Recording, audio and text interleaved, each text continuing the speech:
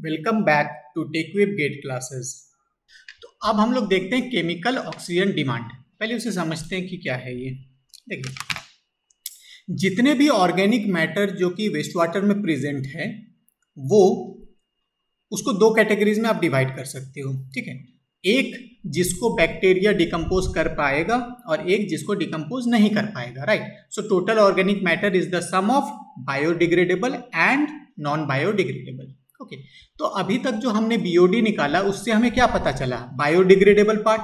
अब अगर मुझे नॉन बायोडिग्रेडेबल पार्ट निकालना हो या फिर टोटल ऑर्गेनिक मैटर के बारे में जानना हो तो आपने देखा था कि हम लोग क्या करते हैं कि 550 डिग्री सेल्सियस पे अगर आप हीट करते हो 15 से 20 मिनट के लिए तो वोलाटाइल मैटर जो है वो क्या है, उड़ जाता है। ये जो वोलाटाइल मैटर है ना वो इनडायरेक्टली आपको एक आइडिया देता है about the organic matter present. ठीक है, एक तो हम उससे पता कर सकते हैं। दूसरा कि मान लो कि जितने भी ऑर्गेनिक मैटर थे सबको अगर मैं ऑक्सीडाइज कर दूं, क्या चीज से?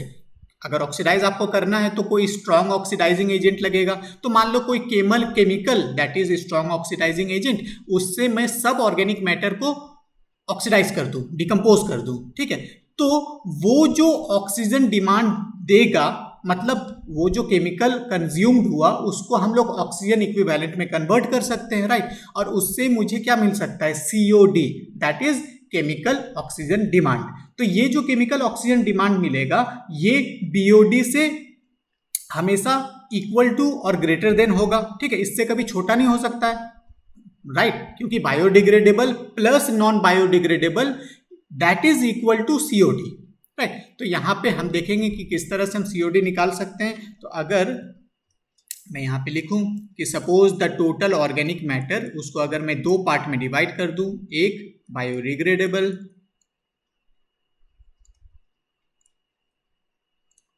And another non biodegradable.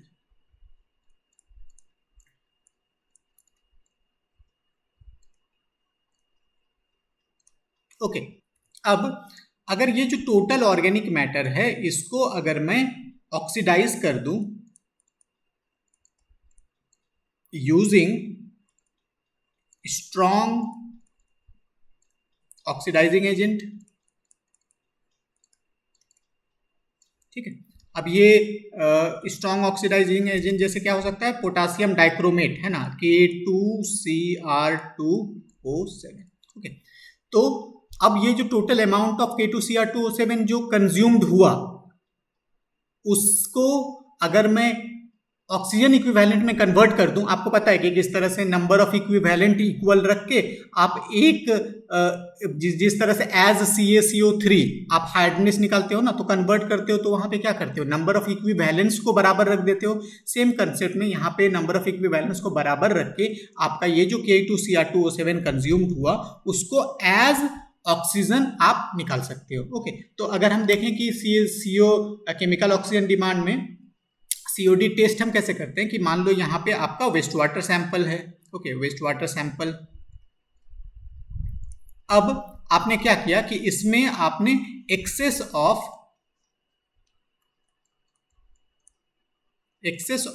Oxidising agent डाल दिया K2Cr2O7। राइट, अब ये एक आपने क्लोज्ड सिस्टम लिया। राइट, क्लोज्ड सिस्टम में आपने एक्सेस ऑफ K2Cr2O7 डाल दिया और रिएक्शन को एक्सिलरेट करने के लिए आपने मीडियम को एसिडिक कर दिया। मान लो यहाँ पे आपने H2SO4 भी डाल दिया और नीचे से आपने हीट करना स्टार्ट कर दिया। नीचे से नहीं, मतलब आप हीट करना स्टार्ट कर दिया। ओके, तो ये वेस्ट वाटर जो है वो डिकम्पोज होगा, ऑक्सीडाइज होगा और यहाँ पे देखो आपका जो टोटल ऑर्गेनिक मैटर है वो ऑक्सीडाइज हो गया। राइट, अब यहां पे जो आपका एक्स्ट्रा K2Cr2O7 जो बचा, ठीक है, अब ये जो एक्स्ट्रा K2Cr2O7 बचा है उसको हम लोग क्या करते हैं ना कि इसको हम लोग ट्राइट्रेट कर देंगे। ट्राइट्रेट कर देंगे किस चीज से? Ferrous ammonium sulphate. ओके, सो आप मान लो कि यहाँ पे स्टार्टिंग में आपने दिया था total X amount of K2Cr2O7। और यहाँ पे जो एक्स्ट्रा जो बचा वो कितना बचा आप निकाल सकते हो ट्राइट्रेट करके। तो यहाँ पे आपको पता चल गया कि Y अमाउंट बच गया। तो टोटल कंज्यूम्ड कितना हुआ, कंज्यूम्ड हो गया X माइनस Y, इतना K2Cr2O7 इज कंज्यूम्ड।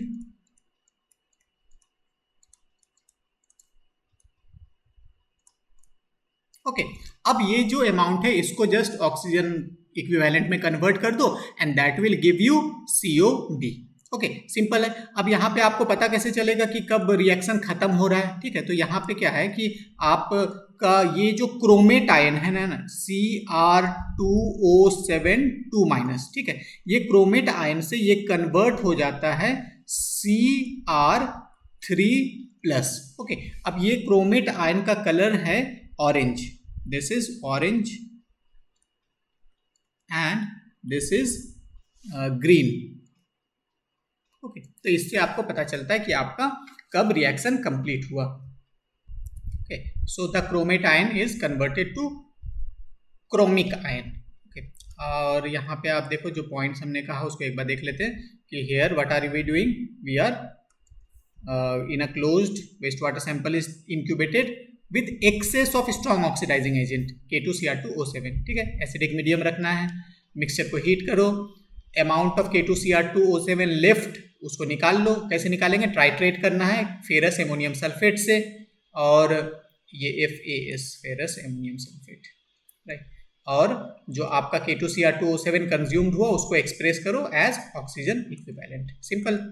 ओके अब अगर COD और BOD में रिलेशनशिप देखें तो आपको पता है कि ये जो COD है वो BOD अल्टीमेट से या तो ज़्यादा हो सकता या बराबर हो सकता है। ओके तो अगर मैं BOD अल्टीमेट बाय COD का रेशियो देखूं तो वो लेस देन इक्वल टू 1 होना चाहिए, राइट। ये बेसिकली 0.92 से 1 के बीच में लाई करता है। ओके पर आप तो BOD अल्टीमेट टेस्ट करके निकालते नहीं हो, आप क्या निकालते हो, BOD 5। तो BOD 5 के टर्म्स में आप देखोगे तो BOD 5 के टर्म्स में ये जो रेंज है BOD 5 और COD का वो कितना आता है 0.63 से 0.68, ठीक है। यहाँ पे क्या है कि आपका देखो BOD 5 जो है that is 68% of BOD ultimate. Okay तो इससे आप दोनों का रिलेशन निकाल सकते हो।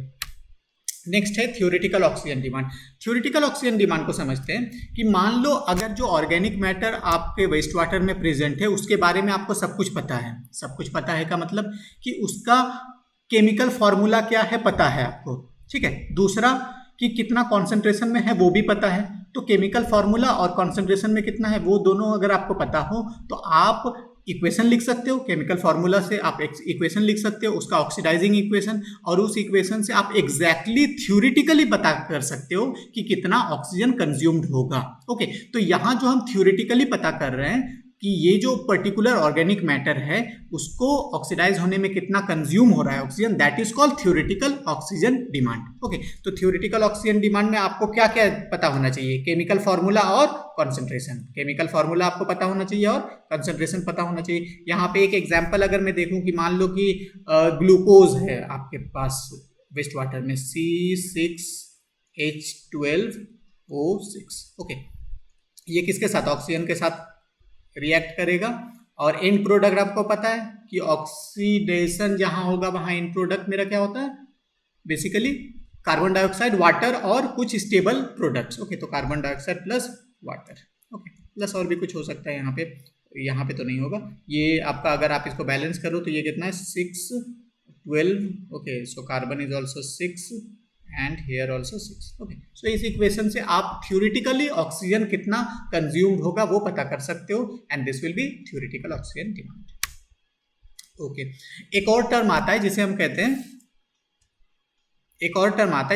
हैं क्या, total organic carbon. Total organic carbon क्या है कि ये जो ऑर्गेनिक मैटर प्रेजेंट है ना, ये टोटल ऑर्गेनिक मैटर में carbon is the primary constituent.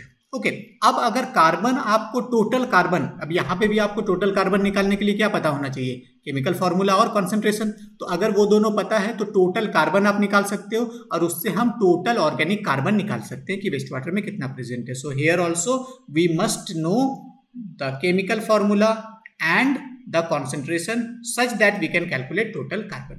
Okay this is also calculated theoretically obvious है। COD by total organic carbon, ये जो रेशियो है ये कहाँ से कहाँ तक हो सकता है, ये जीरो हो सकता है। जीरो कब होगा, मान लो कि जो आपका ऑर्गेनिक मैटर है वो K2Cr2O7 से ऑक्सीडाइज नहीं हो, वो बोलेगा भैया मैं आपसे ऑक्सीडाइज नहीं हो रहा हूँ, तो उस समय कितना हो जाएगा, ये रेशियो जीरो हो जाएगा। जीरो कब होगा, when organic matter is resistant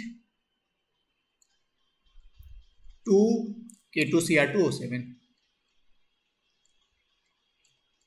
okay, और इसका मैक्सिमम वैल्यू 5.33 किसके लिए, ये मीथेन के लिए होता है। ओके चलिए, okay so let's solve this. क्या दिया हुआ है, ultimate BOD ultimate that is L0, it is given as 0.87 of COD। okay, next COD given is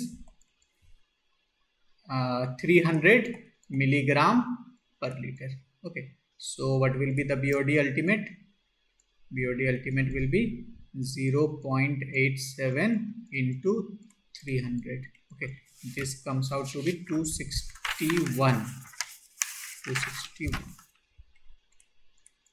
milligram per litre. Okay, और क्या दिया हुआ है, और दिया हुआ है कि आपका रेट कांस्टेंट K का वैल्यू दिया हुआ है। K कितना है, ये 0.23, और टेम्परेचर कोएफिशिएंट थीटा दिया हुआ है 1.047। ओके, और आपसे BOD 3 पूछा जा रहा है, BOD 3 at 27 degree Celsius. Okay, so सबसे पहले क्या करेंगे, K एट 27 डिग्री सेल्सियस निकाल लेते हैं। ठीक है, तो K एट 27 डिग्री सेल्सियस देखते हैं क्या आता है। K at 27 will be equal to K at 20 into theta to the power T minus 20। okay, this will be 0.23 into theta का value 1.047 to the power 27 minus 20। Okay, यहाँ पे T degree Celsius में ही होना चाहिए। और ये आ गया आपका, इसको सॉल्व करोगे this comes out to be 0.317 day inverse. Okay, so K मिल गया। अब बस फॉर्मूला में पुट कर दो। क्या है formula, BOD third day BOD is equal to ultimate BOD तो चेंज होना नहीं है, वो हो जाएगा 261 into 1 minus e to the power minus 0.317 into 3। Okay, इससे आपका वैल्यू आता है 160.2 milligram per litre. Now let's see self purification of river. चलो इसको समझते हैं पहले। मान लो कि कोई रिवर फ्लो हो रहा है, ठीक है, उस रिवर में साइड से बहुत सारे वेस्ट वाटर आकर के उसमें ऐड हो रहे हैं। ठीक है, अब ये जो रिवर है, इस रिवर का हेल्थ आप कैसे मेजर करते हो, with help of dissolve oxygen. क्यों, क्योंकि अगर डिजॉल्व ऑक्सीजन कम हो जाए तो उसमें मान लो जो फ्लोरा फोना है, जो उसमें आपका एनिमल्स है, प्लांट है, वो सब क्या होगा, मर जाएगा। उस सबको ऑक्सीजन चाहिए, डिजॉल्व ऑक्सीजन। इसलिए हम रिवर को हेल्दी है कि नहीं वो उसके डिजॉल्व ऑक्सीजन से समझते हैं। अब समझते हैं कि ये जो डिजॉल्व ऑक्सीजन है वो कहाँ से आ रहा है रिवर में, वो हवा से मिक्स हो रहा है, राइट, डिजॉल्व ऑक्सीजन। दूसरा कि उसमें कुछ प्लांट्स होगा और उसका प्लांट का फोटोसिंथेसिस होना है तो वो भी कुछ ऑक्सीजन रिलीज करेगा। जो फिश एनिमल जो आपका पानी में प्रेजेंट है वो रेस्पिरेशन सांस लेगा, ठीक है, तो वो कार्बन डाइऑक्साइड छोड़ेगा और ऑक्सीजन कंज्यूम करेगा, तो वहां से डिजॉल्व ऑक्सीजन जा रहा है। ठीक है, और आपने जो वहां पे वेस्ट वाटर डाल दिया, वो वेस्ट वाटर में क्या था, एक उसका डिकम्पोज होने में ऑक्सीजन कंज्यूम होना है, तो वहां से भी आपका क्या होगा, ऑक्सीजन जाएगा। तो इस तरह से ओवरऑल आप देखोगे तो रिवर में एक सिस्टम सेट हो जाता है जहां पे धीरे धीरे आप देखोगे डिजॉल्व ऑक्सीजन हो सकता है स्टार्टिंग में कम हो, पर धीरे धीरे वो बैलेंस होकर के एक ऑप्टिमम लेवल पे आकर के रुकेगा। ठीक है, तो हम देखें कि ये जो डिजॉल्व ऑक्सीजन है वो किन किन फैक्टर पे डिपेंड करता है। पहला डाइल्यूशन। डाइल्यूशन क्या है? डाइल्यूशन क्या है कि आपका मान लो कि अगर मैं इतने छोटे से जगह पे लोड लगाऊं तो देखो लोड ज़्यादा है, ठीक है, पर इस लोड को अगर मैं क्या करूं कि बड़ा एरिया पे आप ऐसे कर दूं तो देखो क्या हुआ, यहाँ पे स्ट्रेस कम हो गया, एरिया आपने बड़ा कर दिया, स्ट्रेस क्या हुआ, कम हो गया, राइट। सिमिलरली अगर आप क्या करो कि पानी में या रिवर में आपने वेस्ट वाटर डाला और वो अच्छे से डाइल्यूट हो जाए, अच्छे से डाइल्यूट हो जाए, तो जितना जितना कम डाइल्यूट होगा उतना ज़्यादा वो ऑक्सीजन का खपत करेगा, पर जितना लार्ज अमाउंट में वो डाइल्यूट होगा उतना जो डिजॉल्व ऑक्सीजन है रिवर का वो उतना कम घटेगा। ठीक है, देखो ऑक्सीडाइज होने के लिए जितना ऑक्सीजन चाहिए वो तो फिक्स्ड है, पर लार्ज वॉल्यूम में अगर आप डाइल्यूट कर दो तो उतने बड़े वॉल्यूम में अब उतना ऑक्सीजन कंज्यूम होगा। ठीक है, मान लो कि ये इतना बड़ा वॉल्यूम में आपका 10 से फॉर एग्जांपल 10 मिलीग्राम ऑक्सीजन जा रहा है और एक इतने छोटे से में 10 मिलीग्राम जा रहा है, जाएगा तो 10 मिलीग्राम ही, ठीक है, कोई फिक्स्ड अमाउंट रहेगा। तो जितना बड़ा वॉल्यूम में ये डाइल्यूट होगा उतना बेहतर है डीओ के लिए, राइट। दूसरा करंट। करंट क्या कहता है कि जितना अच्छे से मिक्सिंग हो जाए, जितना अच्छे से मिक्सिंग होगा उतना आपका जो उसमें वेस्ट वाटर में जो पार्टिकुलेट है वो दूर तक ट्रेवल करेगा। नहीं तो क्या होगा कि आपने क्या किया कि मान लो कि ये रिवर है और इसमें यहाँ पे वेस्ट वाटर, मान लो ये स्ट्रीम है, वो वेस्ट वाटर यहाँ पे आकर के रुक गया। अब अगर करंट अच्छा ना हो तो जितने सस्पेंडेड मैटर है मान लो यहीं पे बैठ गया, अब ये यहीं पे अगर बैठ जाए तो इस एरिया में आपका क्या condition, septic condition, septic condition हो सकता है, हो जाए, मतलब डिजॉल्व ऑक्सीजन ऑलमोस्ट जीरो हो जाए। पर अगर करंट अच्छा होगा तो वो मिक्स करके सबको लेके बहा के चला जाएगा दूर तक। ठीक है।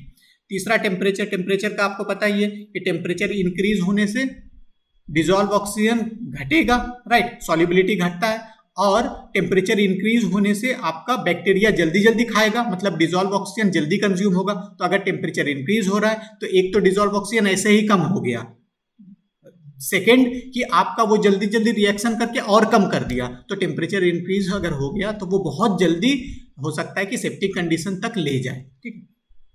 नेक्स्ट क्या है, सनलाइट। सनलाइट आपको पता है, सनलाइट होगा तो फोटोसिंथेसिस होगा और जो प्लांट प्रेजेंट है रिवर में वो ऑक्सीजन रिलीज करेंगे।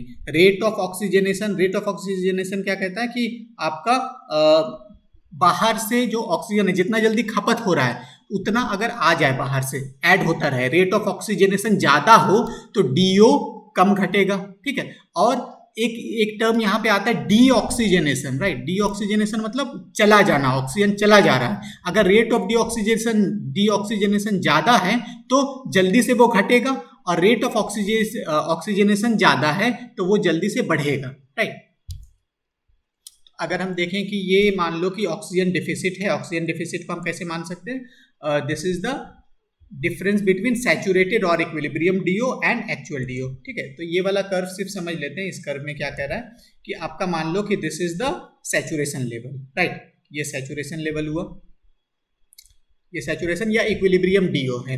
अब क्या हुआ कि इसके साथ में आपने जब वेस्ट वाटर ऐड कर दिया तो मान लो इनिशियली डीओ इतना था, this was the initial DO. ठीक है, हो सकता है ना कि रिवर में सैचुरेशन डीओ अवेलेबल ना हो, मान लो this is the initial DO जो प्रेजेंट था। अब जब आपने उसमें वेस्ट वाटर ऐड कर दिया तो डीओ क्या होगा, धीरे धीरे डिक्रीज होगा। क्यों डिक्रीज हो रहा है, क्योंकि जो ऑर्गेनिक मैटर है वो डिकम्पोज हो रहा है बायोडिग्रेडेबली, तो ऑक्सीजन का खपत हो रहा है, तो ये डेफिसिट जो है ये बढ़ेगा, राइट। तो दिस इज द डेफिसिट। तो ये देखो धीरे धीरे करके ये बढ़ रहा है, डेफिसिट बढ़ रहा है, कुछ दूर तक जाएगा जब तक सब ऑर्गेनिक मैटर डिकम्पोज हो गया। उसके बाद में आप देखोगे फिर से ये बढ़ना स्टार्ट हो गया, राइट। तो ये बढ़ते बढ़ते फिर आपका एक पर्टिकुलर अमाउंट में आके फिक्स्ड हो जाएगा। तो आपसे ये क्वेश्चन पूछा जाता है कि ये क्रिटिकल पॉइंट कहाँ पे होगा, अप स्ट्रीम में या at the point of mixing या डाउन स्ट्रीम में कोई एक पॉइंट पे। तो ऑब्वियसली देखो ये टाइम के साथ में कुछ दूर जब चला जाएगा उस समय कोई एक जगह पे क्रिटिकल पॉइंट आ सकता है। मान लो कि ये आपका रिवर है और इस रिवर में आपने यहाँ पे ऐड किया और ये धीरे धीरे करके आपका मान लो कि जा रहा है इस डायरेक्शन में, मान लो कि ये वेस्ट वाटर इधर साथ में ट्रेवल कर रहा है और ट्रेवल करते करते एक पर्टिकुलर टाइम पे यहाँ पे हो सकता है कि सबसे कम ऑक्सीजन प्रेजेंट हो, मतलब यहाँ पे डेफिसिट सबसे ज्यादा हो जाए। ठीक है, तो यहाँ पे अगर मैं बोलूं कि ये जो oxygenation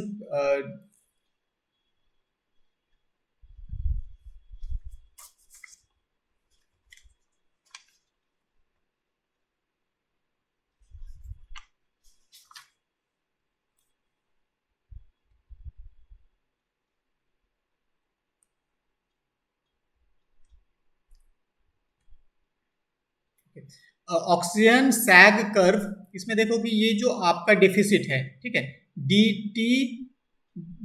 of D T, right, मतलब ऑक्सीजन डेफिसिट जो कि समय के साथ साथ पहले क्या है, बढ़ रहा है, उसके बाद में फिर वो एक क्रिटिकल पॉइंट तक आकर के उसके बाद में फिर वो ऐसे इंक्रीज कर जाएगा, राइट। तो ये दो फैक्टर पे डिपेंड करेगा, एक कि आपका डीऑक्सीजनेशन का क्या रेट है, दूसरा कि आपका रीऑक्सीजनेशन का क्या रेट है। डीऑक्सीजनेशन मतलब जब ऑर्गेनिक मैटर डिकम्पोज हो रहा है तो ऑक्सीजन घट रहा है, तो उसको हम कहते हैं क्या, डीऑक्सीजनेशन, ठीक है। और जब आपका हवा में जो ऑक्सीजन है वो डिसॉल्व अगर हो जा रहा है पानी में तो उसे कहते हैं रीऑक्सीजनेशन। तो इन दोनों से आपको मिलता है क्या, डेफिसिट। तो ये जो आपका टर्म है D D T of D T, उसको हम लोग इस इक्वेशन से रिप्रेजेंट कर सकते हैं, ठीक है। ये देखो, ये पहला इक्वेशन, पहला टर्म क्या है, this is K1 in LT, right. K1 क्या है, K1 आपका deoxygenation rate constant and this is the reoxygenation rate constant, okay. तो this equation is used for calculating the deficit. So let's solve a numerical. क्या कह रहा है, कह रहा है suppose there is a river और इस रिवर में कोई वेस्ट वाटर आकर के ऐड कर जा रहा है, ओके। ये जो वेस्ट वाटर ऐड कर रहा है उसका Q is given as 2 meter cube per second and BOD ultimate is 90। और ये जो आपका रिवर है, रिवर का डिस्चार्ज कितना दिया हुआ है यहाँ पे, Q is equal to 12 meter cube per second और BOD ultimate is equal to 5 milligram per litre, okay. तो सबसे पहले तो मिक्सिंग के बाद में इस यहाँ पे मिक्सिंग जब हो गया उसके बाद में यहाँ पे Q कितना होगा, Q is equal to 12 plus 2 that is 14 metre cube per second. और यहाँ पे BOD अल्टीमेट क्या होगा वो निकाल लेते हैं सबसे पहले, ठीक है। तो ये कैसे निकालें, this will be BOD ultimate after mixing will be equal to Q1 और इसको अगर मैं कहूँ B1, right, plus Q2 B2 divided by Q1 plus Q2, right. Q1 is 2 and 90, okay, 290, so this will be 2 into 90 plus this is 12 into 5 divided by 14, okay. So BOD ultimate comes out to be 17.143 milligram per litre, fine.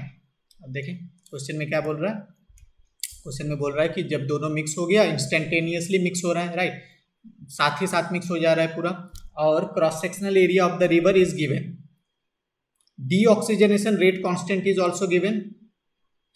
आपसे पूछा जा रहा है कि 10 kilometre down stream पे BOD कितना होगा, ये पूछा जा रहा है, राइट। तो ये देखते हैं कि ये जो आपका टोटल एरिया, इसको ऐसे सॉल्व करते हैं, देखो कि ये जो टोटल डिस्चार्ज है after mixing is equal to कितना है, 14 metre cube per second, right.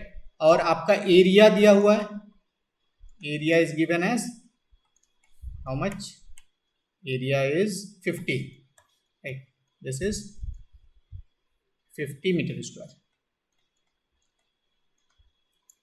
okay. So Q is equal to area into velocity, so velocity is equal to 14 by 50, this comes out to be 0.28 meter per second, okay. अब क्या कह रहा है कि 10 kilometre down stream, तो 10 kilometre travel करने में कितना समय बीत गया वो निकाल लेते हैं। तो वो क्या होगा, velocity is equal to distance by time, right. तो यहां से आपका time is equal to distance that is 10 kilometre, उसको मीटर में कन्वर्ट कर लो, 10 to the power 3 metre divided by velocity is 0.28, okay. And this will be in second, तो मुझे इंटरेस्टेड है इन डे में, क्योंकि हमारे फॉर्मूला में टी इन डेज होना चाहिए। तो सेकेंड से ये डिवाइडेड बाय 60 मिनट में आ गया, फिर 60 कर दो, ये आवर में आ गया, फिर 24 कर दो, ये डे में आ गया, this much day. Okay, and this is 0.413 day. ठीक है, मतलब कि 0.413 डे में 10 किलोमीटर जो मिक्स हुआ है वो 10 किलोमीटर ट्रेवल कर गया। ठीक है, अब देखना ध्यान से, ये जब 10 किलोमीटर ट्रेवल किया, कितने टाइम में ट्रेवल किया? 0.413 डेज में। तो इतने दिन में तब तक क्या हुआ होगा? जो ऑर्गेनिक है वो धीरे धीरे करके डिकम्पोज हो रहा होगा। डिकम्पोज हो करके कितना बचा होगा वो चाहे तो हम निकाल सकते हैं कि ये जो ऑक्सीजन इक्विवेलेंट जो बचा है वो कितना बचा होगा, वो होगा आपका L0 into e to the power minus K T, L0 into e to the power minus K into T, इतना ऑक्सीजन इक्विवेलेंट बचा होगा, राइट। तो यहाँ पे आपका ये देखो, ये वैल्यू कितना आता है, L0 का वैल्यू कितना है? Okay, so L0 is 17.143, that is the BOD ultimate after mixing, okay, into e to the power minus k is okay, so k is 0.25 into time is 0.413, ठीक है। Okay, so this comes out to be 15.46 milligram per litre. Okay, तो यहाँ पे देखो question में क्या पूछ रहा था? क्वेश्चन में पूछ रहा है आपसे कि what will be the BOD 10 kilometre के बाद में। तो देखो इसको ऐसे समझना, जब स्टार्टिंग में मिक्स हुआ था, जिस पॉइंट पे मिक्स हुआ उस समय जो बीओडी था वो कितना था? वो था 17.143, मतलब इतना ऑक्सीजन रिक्वायर्ड होगा फुल्ली डिकम्पोज होने के लिए। अब धीरे धीरे करके जब वो दूर चला गया तो कुछ डिकम्पोज ऑलरेडी हो गया है, तो उस समय का अगर बीओडी है, अगर बोलूं कि कितना है रिवर का बीओडी, तो आप बोलोगे 15.46, मतलब कि 15.46 milligram per litre equation oxygen और चाहिए जो ऑर्गेनिक मैटर है उसको फुल्ली डिकम्पोज करने के लिए। Okay, so thank you very much.